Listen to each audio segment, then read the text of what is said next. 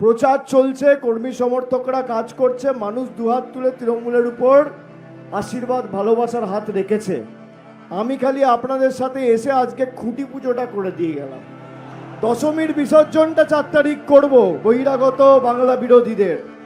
আর আপনারা যে ভালোবাসার দিনে আবদ্ধ করেছেন, আমি আমার লোকসভা কেন্দ্রকে যেভাবে আগলে রাখি, মেমারি বিধানসভা কেন্দ্র আমার ভাতৃপ্রতিম তৃণমূল যুব কংগ্রেসের জেলার সভাপতি রাসবিহারী হালদারকে দল দায়িত্ব দিয়েছে।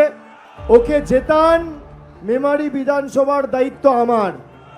যেভাবে আমি আমার ডায়মন্ড হারবার লোকসভা কেন্দ্রে কাজ করি, মেমারি বিধানসভা কেন্দ্র 1 নম্বর ব্লক, 2 নম্বর ব্লক আর মেমারি টাউন ব্যতিক্রম হবে না, আমি কথা দিয়ে যাচ্ছি। 29 তারিখ ভোটটা এমনভাবে দিতে হবে যাতে বাংলার সাথে গদ্দারি আর বেইমানি করার আগেই বহিরাগত নেতাগুলো 100 বার ভাবে। যদি বিজেপির এখানে যে প্রার্থী হয়েছে, তো বিজেপির থেকে টাকা নিয়ে ইউটিউবে ভিডিও বানায়। 2000 বাড়ি মেমারি 1 নম্বর ওয়ার্ডে, আর থাকে 25 বছর ধরে কলকাতা, তাকে বিজেপি প্রার্থী করেছে। যে টাকা নিয়ে ভিডিও বানায়, সে যদি এখানে আগামী দিন থাকে, তাহলে তো সার্টিফিকেট সই করতে টাকা চাইবে।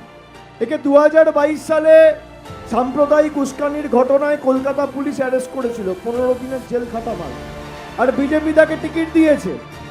4 তারিখ রবীন্দ্রসঙ্গীত বাজবে, তার সাথে যারা দাপাদাপি করছেন, গণতান্ত্রিকভাবে মানুষ জবাব দেবে।